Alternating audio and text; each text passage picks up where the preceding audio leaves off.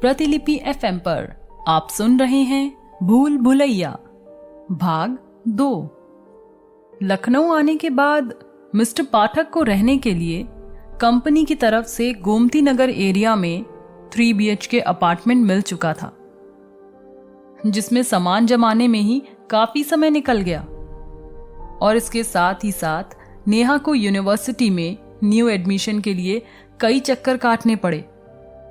उसने सोचा था कि वो एनिशिएंट हिस्ट्री में MA करके इसी में अपना करियर बनाएगी। उसके बाद लेक्चर्स अटेंड करने में, न्यू फ्रेंड्स बनाने और घर से कॉलेज आने जाने के लिए लगने वाले समय की वजह से अब नेहा का सारा दिन बाहर ही बीत रहा था। ऐसे ही एक शनिवार की रात को, पापा हमें कितने दिन हो गए यहाँ आए, लेकिन आज तक आप हमें बाहर घुमाने नहीं ले गए। कल चलते हैं ना बाहर प्लीज। क्या करूं बेटा, प्रमोशन के साथ जिम्मेदारियां भी बढ़ जाती है ना। न्यू ब्रांच है ना बेटा, बहुत काम करना पड़ता है। आपको तो कभी फुर्सत ही नहीं मिलती अपने काम से, तभी मैंने और मम्मी ने आपका नाम ना खड़ूस रखा है। क्या बेटा, हर समय वही बचपन वाली बातें। अभी टाइम नहीं है, फिर कभी चलेंगे। अभी मैं बहुत थक गया हूं। Good night. मम प्लीज, पापा को समझाओ ना कल घूमने जाने को। कितने दिन हो गए हमें यहाँ आए और हम आज तक बाहर नहीं गए। अच्छा ठीक है, अभी तुम जाके सो जाओ, मैं बात करती हूं उनसे।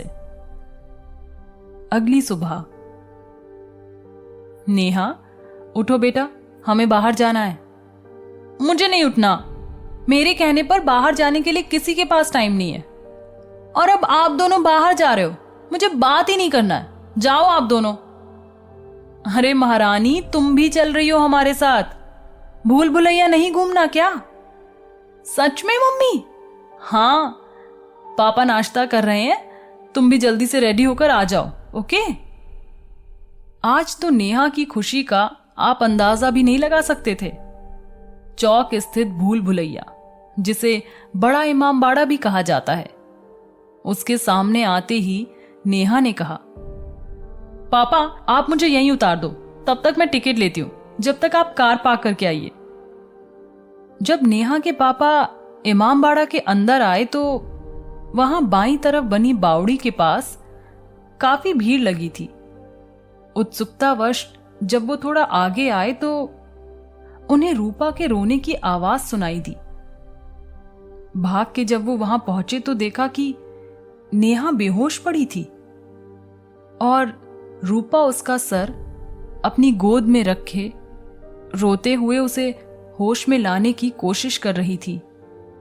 उन्हें भी इतनी जल्दी समझ नहीं आया कि क्या करें। उन्होंने वहां तमाशाई बनी भीड़ से मदद मांगी।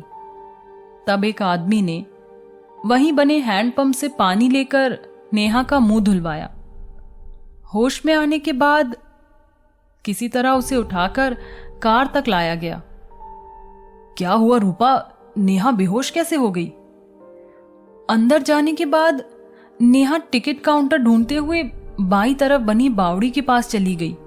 मैंने उसे बोला भी कि बेटा पहले टिकट ले लेते हैं, लेकिन उसने सुना ही नहीं और दौड़ते हुए बावड़ी की सीढ़ियां चढ़ने लगी।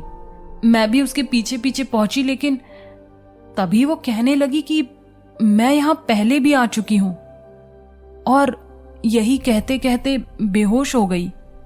ओह, लेकिन ऐसा कैसे हो सकता है?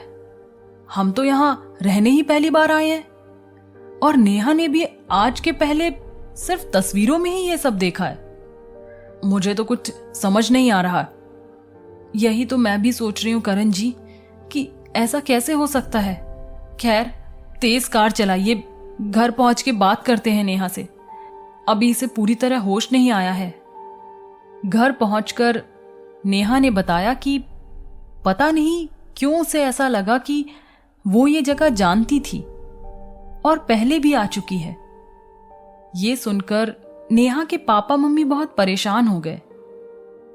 उन्हें लगा कि नेहा ने शायद इतना ज्यादा भूल भुलैया और उससे जुड़ी चीजों को अपने मन में बसा लिया है कि उसे लगने लगा कि वो यहां पहली बार नहीं आई है।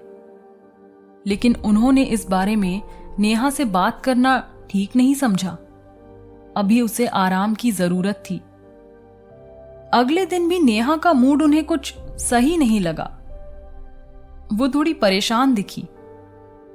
उन्होंने सोचा नेहा खुद इतनी समझदार है, धीरे धीरे समझ जाएगी कि ये सब उसका वहम था बस। उस दिन के बाद से किसी ने भी उस टॉपिक पर घर पे कभी बात नहीं की। उन्हें लगा था कि नेहा सब भूल चुकी है, पर यह उनका वहम था। अब नेहा बहुत बिजी रहने लगी थी। उसका काफी टाइम या तो पढ़ते हुए या फिर फोन पर ही बीतता था। कॉलेज से भी अब अक्सर लेट आने लगी थी और कुछ पूछो तो रोज कुछ ना कुछ बता के टाल देती। करण तो वैसे भी देर से घर आता था, इसलिए उसे कुछ भनक नहीं थी कि बेटी के रूटीन में बहुत फर्क आ चुका था। आगे के भाग को सुनने के लिए सुनते रहिए प्रतिलिपि FM।